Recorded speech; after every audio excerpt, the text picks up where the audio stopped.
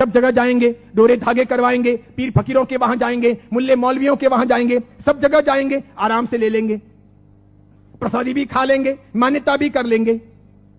शिरडी के साईं बाबा को बहुत लोग मानते हो, जिनके इतिहास को 100 साल अभी पूरे हुए ईस्वी सन 2018 में।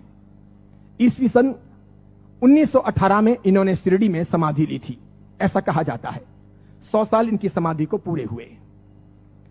कई लोग इनको भगवान मानते हैं, कई लोग इनको चमत्कारिक देव मानते हैं, कई लोग इनको महापुरुष मानते हैं, वहां जाते हैं और मत्था टेकते हैं। जरा सुनिए ये कौन थे। मेरा दावा है, हिंदू हो या जैन हो, जो इनको मानते हैं, उन 100 में से 99 लोगों को भी ये पता नहीं है कि ये कौन थे। 99 लोगों को भी ये पता नहीं है कि ये कौन थे, कौन है, इन्हें क्यों लाया गया, ये 99 को पता नहीं। बेवकूफी की पराकाष्ठा देखो, जब पता नहीं और मानते हैं, पता नहीं और स्वीकार करते हैं, पता नहीं और पूछते हैं।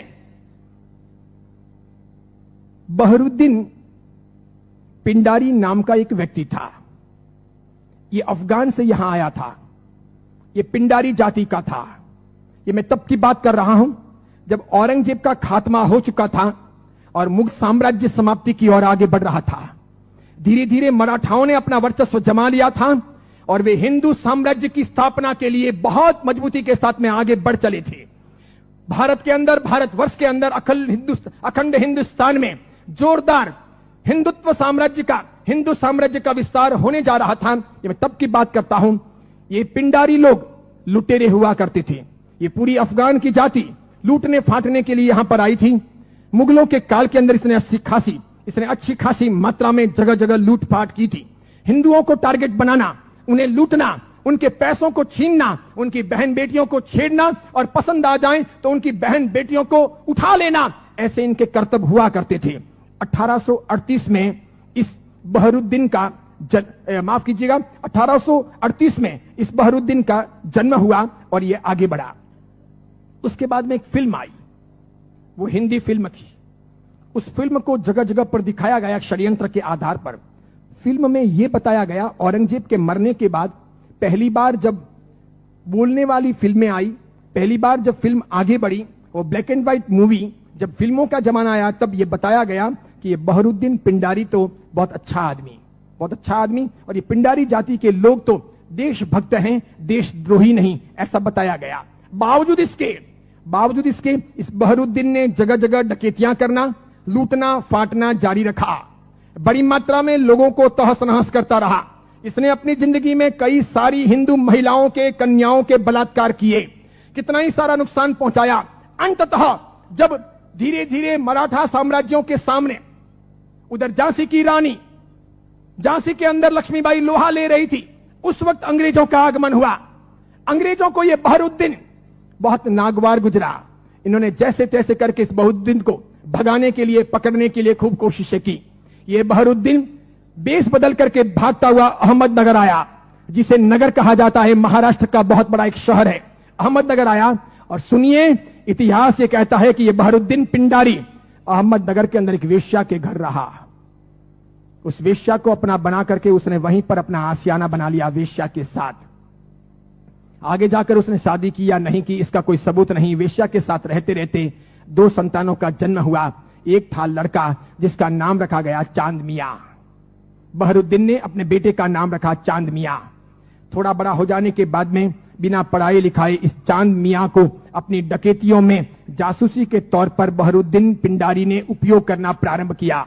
जगह जगह ये चांद मियां, छोटा सा बालक, एक चद्दर लेकर के भिखारी के तौर पर फटे पुराने कपड़े पहन करके अलग अलग जगह पर बैठता, बाजारों में बैठता, आए गए माल की वगैरह बातमियां लेता, किसके घर में क्या आ रहा है जा रहा है ऐसी कोशिश करता, और समय समय पर कभी दिन में, 2 दिन में, 5 दिन में, 10 दिन में अपने पिताजी को, बहरुद्दीन को समाचार पहुंचाता कि आज इस घर में इतना माल आ रहा है या यहां इतना सामान आया है। और इस प्रकार डकैतियों का मामला आगे बढ़ता कि यहां कोई सुरक्षा के प्रबंध नहीं होते हैं, कोई पहरेदार नहीं होते हैं, ये चीज चलती रहती। अंततः परेशान होकर शंकाओं के आधार पर अंग्रेजों ने बहरुद्दीन को तो भगाया, आगे जाकर वो अफगान चला गया, उसकी मौत भी हो गई। चांद मियां, उसका बेटा, छिप छिप करके रहने लगा, बड़ा होता गया। एक दिन अंग्रेजों ने उसे पकड़ा, जेल की सलाखाओं के पीछे डाला। 8 साल तक ये चांद मियां जेल में रहा, अंततः यह छूटा। मराठा ताकत के साथ में अंग्रेजों का मुकाबला कर रहे थे। झांसी की रानी भी किसी भी हालत में अंग्रेजों को घुसने नहीं दे रही थी। अंग्रेजों को लोकल गुंडे चाहिए थे इन लोगों के सामने लड़ने और इनको परेशान करने के लिए। चांद मियां ने पैसे लेकर के झांसी की रानी के खिलाफ में अंग्रेजों के पक्ष में गुंडों को इकट्ठा करने और लड़वाने और मगजमारी करने के लिए तैयारी दिखाई। अंग्रेजों ने अच्छे खासे मोटे पैसे चांद मियां को दिए। ये चांद मियां महाराष्ट्र से ठेठ झांसी गया। अंततः अंग्रेजों के हाथों झांसी की रानी लक्ष्मीबाई को मरवाने में इस चांद मियां की भी भूमिका रही। उसके मरने के बाद इन अंग्रेजों ने उस चांद मियां को नवाजा। कालांतर के अंदर एक नया नुस्खा अपनाने के लिए वो चांद मियां झांसी से आकर के शिरडी पहुंचा। वहां सुलेमानी मुसलमानों के साथ में उसकी पहचान हुई। मूल अफगानी पिंडारी जाति का ये चांद मियां बहरुद्दीन का बेटा वहां जाने के बाद में सुलेमानों के साथ में परिचय में आकर के सुलेमानों के लिए काम करने लगा। मुसलमानों की ये सुलेमानी जाति षड्यंत्र पूर्वक हिंदुओं और मुसलमानों के बीच के भेद मिटाने और धीरे धीरे इस्लाम का भीतर से प्रसार प्रचार करने का कामकाज संभालती थी। ये स्लो पॉइजन देकर के धीरे धीरे लोगों को मुसलमान बनने के लिए अलग अलग तौर तरीकों से कब्रों पर ले जाने या फिर अलग अलग दरगाहों पर ले जाने, उन्हें बदलने, उन्हें चमत्कार दिखाने के तौर पर परिवर्तित करने का काम करती थी। उनको ये चांद मियां मिल गया। वहां इसके लिए एक मस्जिद बनाई गई। मस्जिद का नाम हिंदू रखा गया, इस्लाम की मस्जिद नहीं रखी गई। लोगों को भ्रमित करने के लिए मस्जिद का नाम इस्लाम नहीं रखा गया, मस्जिद का नाम हिंदू के तौर पर रखा गया। इस इंसान ने अपनी जिंदगी में कभी कुछ काम किया हो, कोई साधना की हो, कोई धर्म चलाया हो, कोई धर्म ग्रंथ लिखा हो, कोई बहुत बड़ा व्यापक काम किया हो, ऐसा एक भी उल्लेख आज तक भारतीय इतिहास में नहीं है। सुनिएगा, यही चांद मियां सुलेमानों के परिचय में रहने के बाद धर्म परिवर्तन करवाने, चमत्कारों के आधार पर लोगों को भरमाने के लिए साई बाबा बनाए गए। इसी चांद मियां का नाम आगे हुआ साई। किसने नाम दिया? सुलेमानों ने। उसके लिए एक मस्जिद बनाई गई। बाद में वो हिंदुओं और मुसलमानों के बीच में सामंजस्य स्थापित करने के लिए फरिश्ते के तौर पर प्रस्तुत किया गया। देखिए आप एक मजे की बात, ईस्वी सन 1918 में इसने समाधि ली। उसके पहले फिल्में जब आती थी तब हिंदुओं और मुसलमानों के बीच का बहुत बड़ा भेद था, बहुत भेद। हिंदू मुसलमानों को पसंद नहीं करते थे भारत में, और मुसलमान हिंदुओं को पसंद नहीं करते थे। मुसलमानों को ईश्वर के नाम से बहुत एलर्जी थी, हिंदुओं को अल्लाह के नाम से बहुत एलर्जी थी। अगर आप थोड़े बहुत भी अपने प्राचीन काल में जाएं, मेरे जमाने के आसपास पहुंचे, ईस्वी सन 60 और 70 के दशक में पहुंचे, ईस्वी सन 1960 1970, और तब के जमाने में जितनी फिल्में आई तो फिल्मों में कहीं ना कहीं अल्लाह लाने पड़ते थे या फिर ईश्वर लाने पड़ते थे। बिना उनके काम चलता नहीं था। इन फिल्मों के आधार पर ही फिल्में हिट होती थी, फिल्में चलती थी। उस समय मात्र लटके मटके लेना, कमर को नचाना, ठुमके लेना और उससे फिल्म चल जाएगी, ऐसा होता नहीं था। उस जमाने का जमाना ऐसा था नहीं कि आज की हीरोइनें चल जाएं, थोड़े बहुत लटके मटके लें और फिल्म रातों रात कम कपड़ों के आधार पर फेमस हो जाए, ऐसा था नहीं। उस जमाने का कल्चर ऐसा था कि कहीं ना कहीं रिलीजियन, धर्म बीच में लाना पड़े। अल्लाह लाओ तो हिंदू नहीं देखेंगे, ईश्वर लाओ तो मुसलमान ऐतराज करेंगे। और देखो मजे की बात, अधिकांश प्रोड्यूसर मुसलमान थे। अधिकांश पाकिस्तान से, सिंध से, पंजाब से और कश्मीर से आए हुए हीरो और हीरोइन ये भी मुसलमान थे। लेकिन नौबत ये थी कि ये मुसलमान हिंदुस्तान के बाजार में अपने असली नाम से चल नहीं सकते, और इसीलिए दिलीप कुमार मुसलमान, उसको अपना नाम बदलना पड़ा। मीना कुमारी मुसलमान, उसको अपना नाम बदलना पड़ा। सुरैया देवानंद से शादी करना चाहती थी, लेकिन मुसलमान होने के नाते स्वीकार नहीं किया गया। पिता ने अनुमति नहीं दी कि हिंदू के साथ शादी नहीं हो सकती, उसे भी अपने नाम बदलने पड़े। 15-20 से अधिक ऐसे हीरो हीरोइन हैं 1960, 1970 और 1980 के दशक के, 1960, 1970 और 1980 के दशक के जिन मुसलमानों को मार्केट में चलने के लिए, स्ट्रेटेजी बनाने के लिए अपने नाम बदलने पड़े। वो मुसलमान थे, उनको हिंदू दिखावा करना पड़ा। इधर देखो, जावेद अख्तर हो, सलीम खान हो, नौशाद हो और महमूद खान हो, ये सभी ऐसे प्रोड्यूसर थे जो जन्म से मुसलमान थे, इरादे से मुसलमान थे, हैं भी। इसके सिवाय अन्य अन्य आए और इन लोगों को अपनी फिल्में चलानी थी। इन लोगों ने एक तौर तरीका चलाया कि मुसलमान होने के नाते हिंदुत्व का समर्थन कर नहीं सकते और हिंदू देवी देवताओं को अपने को भ्रष्ट बताना है। क्योंकि आप पुरानी फिल्में देखिए और आज की फिल्में देखिए, किसी भी अल्लाह को कभी गाली नहीं दी जाती, किसी मस्जिद के ऊपर सवाल नहीं किए जाते, कभी कुरान के बारे में कुछ बोला नहीं जाता। लेकिन हिंदू देवी देवताओं की फिल्मों में मजाक होगी। किसी भी हिंदू देवी देवता को मानने वाले पंडित पुजारी को भ्रष्टाचारी, नालायक, रैप करने वाला बताया जाएगा। लेकिन किसी पादरी को, किसी भी मौलवी को रैप करने वाला या भ्रष्ट काम करने वाला नहीं बताया जाएगा। ये सब योजनाएं थी, वो मुसलमान प्रोड्यूसरों ने आगे बढ़ाई। बढ़ाते बढ़ाते उन्होंने वहां बढ़ाई कि उन्होंने देखा कि किसको लाया जाए। तब उन लोगों को साईं बाबा को लाना ठीक लगा कि ये है तो मुसलमान लेकिन हिंदुओं के बीच में खप जाएगा, है मुसलमान हिंदुओं के बीच में बिक भी जाएगा, है मुसलमान हिंदू मुस्लिम के बीच में अपना रास्ता अच्छा सा तय करवा देगा। तो पहली आई 1977 में फिल्म अमर अकबर एंथोनी। ऋषि कपूर ने उसमें इस साईं बाबा के नाम पर एक लाजवाब गीत गाया, हाथों हाथ वो बिका।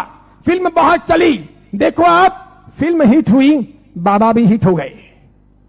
फिल्म हिट हुई, बाबा भी हिट हो गए। मुझे यह बताओ, साईं बाबा का कौन सा धर्म ग्रंथ है?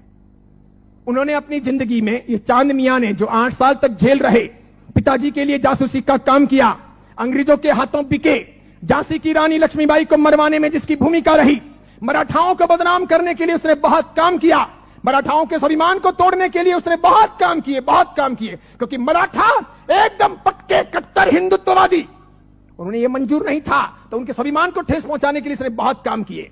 और उस आदमी को रातों रात साईं बाबा बना दिया गया, महिमा मंडित कर दिया गया। कैसी जोरदार ये सेल्स पॉलिसी थी, हाथों हाथ बाजार में बिके। कैसे बिके कि जब पहली बार 1918 में इन्होंने समाधि ली, तो 1918, 1919, 1920, 1921, 1922 का ऑडिट देखिए तो इनके शिरडी के साईं बाबा मंदिर का ऑडिट का आमदनी का स्रोत है 1800 रुपए, 2000 रुपए, 2500 रुपए, आखिर में है 3200 रुपए। 1918 से 1925 के बीच में 3200 रुपए की आमदनी वाले ये बाबा क्या हिट हुए, और पागलों की तरह हिंदुओं ने और जैनों ने कितना उनको हिट किया, कितने वो वहां गए, कितने मत्थे टेके और कितना पैसा बर्बाद किया कि आज शिरडी के साईं बाबा के मंदिर की वार्षिक आमदनी है 371 करोड़, 371 करोड़। वहां मुसलमान जाने वाले 5% भी नहीं, वहां जाने वाले मुसलमान 5% भी नहीं, और जाने वाले हिंदू और जैन 95%, पैसे खर्च करने वाले अधिकांश 95%। मुझे बताइए, हिंदू धर्म के कौन से ग्रंथ में इनके बारे में क्या लिखा है? उपनिषदों में, वेदों में, महाभारत में, रामायण में, उसके बाद के किसी साहित्य में कि कभी शिरडी के साईं बाबा होंगे या हुए हैं, क्या वो फरिश्ते हैं, वो कोई अवतारी हैं, वो कोई हिंदू देवी देवता हैं? बिल्कुल नहीं। लेकिन हिंदू धर्म को भ्रष्ट करने, उनको बहलाने फुसलाने के लिए काम किया गया और ये सफल हो गया, सफल हो गया। हाथों हाथ ये बिक गए। आज तो देखिए, आज हिंदुस्तान के अधिकांश हिंदू मंदिरों में हिंदुओं के देवी देवता छोटे हो गए हैं, साईं बाबा बड़े हो गए हैं। हिंदुओं के देवी देवता साइड में हो गए हैं, साईं बाबा प्रमुख हो गए हैं। हिंदुओं के देवी देवता कम कमाऊ हो गए हैं, साईं बाबा अधिक कमाऊ हो गए हैं। जिसको भी अपनी दुकानदारी चलानी हो और भगवानों के नाम पर, देवी देवताओं के नाम पर पैसा कमाना हो, साईं बाबा की मूर्ति ला दो।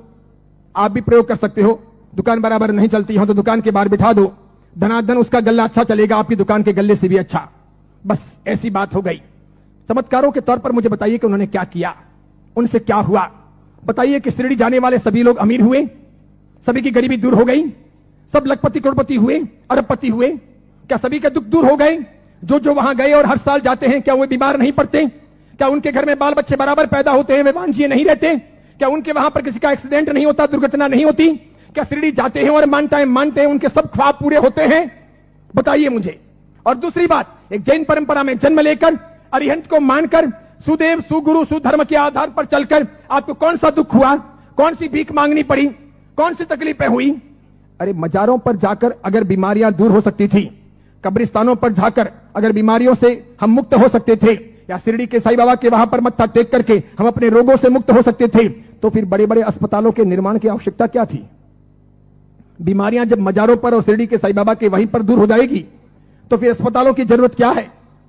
कितनी बड़ी मात्रा में हिंदुओं का शोषण हो रहा है। देखना आप, आने वाले कुछ समय के बाद हिंदू धर्म दो भागों में बंट रहा है।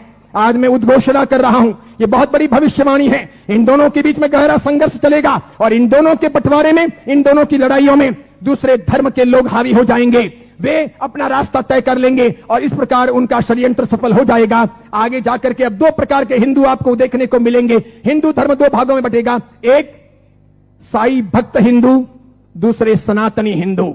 दो प्रकार के हिंदू आपको देखने को मिलेंगे। एक वे जो साईं बाबा को मानते हैं, दूसरे वे जो साईं बाबा को नहीं मानते हैं। कई सारे हिंदू पंडित पुजारी हैं, कई सारे हिंदू संत महात्मा हैं, उनको भी अक्ल नहीं है। वे भी शिरडी के साईं बाबा के वहां पर जाते हैं और उनको मानते हैं और उनके मंदिर बनाते हैं और उनकी पूजा करते हैं। उनको पता नहीं कि राम का इतिहास है, कृष्ण का इतिहास है, बजरंग बली का इतिहास है, महाभारत का इतिहास है, रामायण का इतिहास है, देवी देवताओं का इतिहास है। इनका कोई इतिहास नहीं। ये हिंदू नहीं, ये साधक नहीं। जैन साधु साध्वी भी शिरडी जाते हैं तो यदा कदा दर्शन करने के लिए वहां चले जाते हैं और कर्म फोड़ के चले आते हैं। कितने बेशर्म होते हैं ऐसे जैन साधु साध्वी। क्यों उन्होंने पंच महाव्रत लिए हैं? क्यों उन्होंने सफेद कपड़े पहने हैं? मैंने कितने ही अलग अलग अपने संप्रदायों के जैन साधु साध्वियों को यात्रा के दौरान शिरडी जाते हुए देखा। वहां जैन मंदिर भी है, उपाश्रय भी है, स्थानक भी है, और उसके बाद में कभी न कभी वहां के श्रावकों को कहकर या अपने चेले चपाटियों को साथ में लेकर वे शिरडी के साईं बाबा के मंदिर में दरबार में चले जाते हैं। जिस इंसान ने बलात्कार किया हो, डकैतियां की हो, चीना झपटी की हो, जिसने झांसी की रानी को मरवाया हो, जिसने हिंदुत्व का नाश किया हो, जिसका ऐसा कामकाज रहा हो, उसको रातों रात फरिश्ता बनाया गया हो और उसे हम पूजे। ये कौन से देवी देवता हुए? ये कौन सा चमत्कार हुआ? ये क्या क्या साधना के उच्चतम बिंदु हुए? बताइए, आदर्श कहां है? नैतिकता कहां है? योग्यता कहां है? बहुत सारे लोग ख्वाजा मोइनुद्दीन चिश्ती की दरगाह पर जाते हैं।